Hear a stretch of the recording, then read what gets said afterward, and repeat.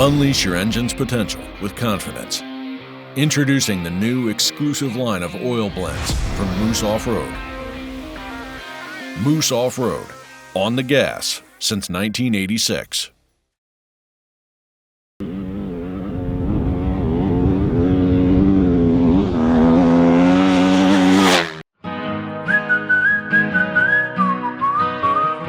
Hi, I'm Mark Tilley and welcome back to Dirtbike Magazine's YouTube channel. And today we're getting a chance to ride the brand new 2025 Beta 450RC.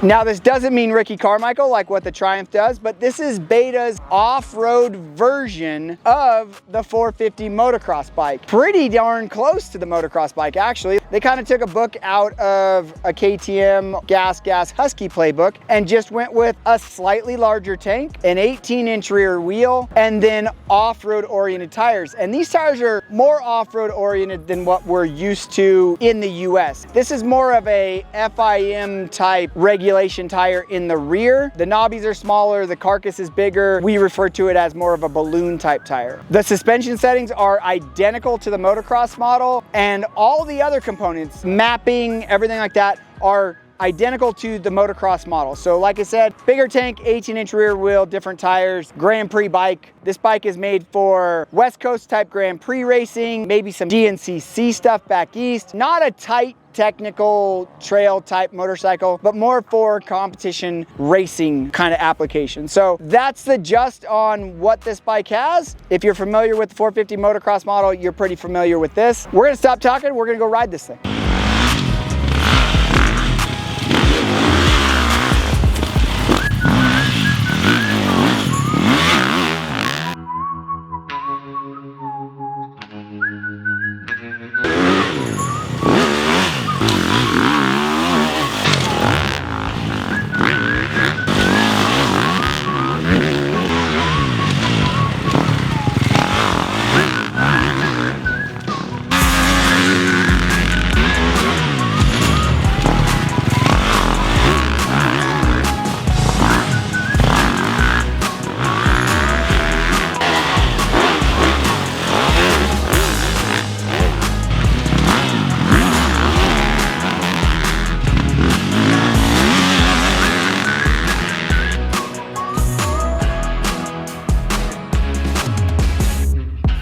So we just got done with our first day of testing on the Beta 450RC model, or at least the first day of testing that you guys are actually able to see. We've done some grass track stuff. We've taken it to a couple of off-road events. Like I said, more like a motocross style or Grand Prix style, GNCC style competition racing is what this bike is built for. A couple things that jump out at you right away. This has a mellow power band, kind of like what the motocross model does, because it's got the same mapping, same everything as what the motocross model does. So if you're somebody that really likes an exciting, throttle response or exciting pull right off bottom, this bike really doesn't have that. It's got more of a linear feel throughout the whole power band. It does make power, and it makes good power. It just isn't anything that's exciting. If you want some excitement, you got to kind of tap the clutch and go there. And the bike does have it there. It's just not going to be as aggressive as maybe some of the other bikes that are in its class. The other thing that jumps out is the tires. We're not really used to riding on the balloon type rear tire. It doesn't hook up as well as what we're used to in the States, running more motocross tires. The tire likes to bounce a little bit in the rear. It does have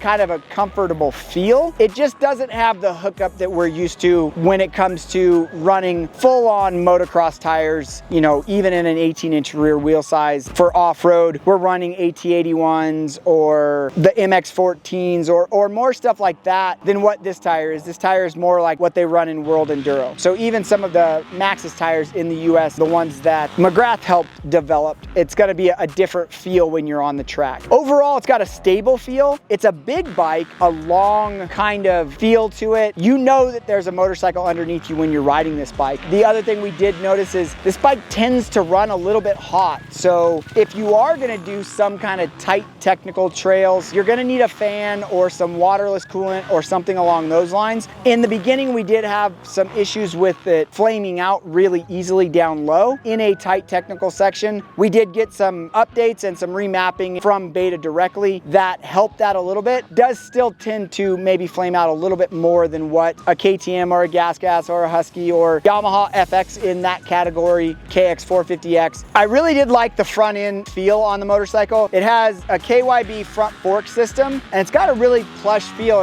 And like I said, overall handling of the bike at high speeds, it is really stable. Like I said, it's a long drawn out bike, a little bit longer feeling wise than the Japanese brands and even the Austrian brands, but it's got a stable feel to it. I'm not a huge fan of the rear of the bike. It kind of dances around a little bit, but I think with a little bit of clickers and some adjustments, you can get that to where it does settle down. And I didn't know if that was maybe the rear tire being a bigger rear tire bouncing around a little bit. There is some stuff that we are going to test and change. If you are getting this bike to do tight technical trails, you're gonna want to run a waterless coolant, or Beta does offer an external fan that you can put on there and it bolts right in. Overall, happy with the motorcycle, how it handles, the power. Like I said, if you're looking for something that's really lively and really kind of exciting to ride, this might not be the bike that you want to get, because this is more of a linear power, and a lot of people will think that it's slow, that it's because it's not exciting to ride, but it does make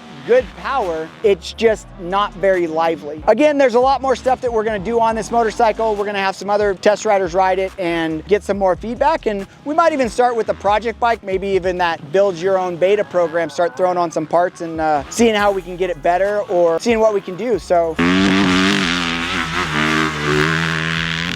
if you got a little bit more time on your hands and you want to check out maybe some other 4-strokes and 2-strokes that we've tested in the past, hit that video thumbnail now. Don't forget to subscribe to the channel. That will alert you of the new videos that we have coming out. And if you want to know what's going on in the moto and off-road industry, head over to dirtbikemagazine.com for all the latest information.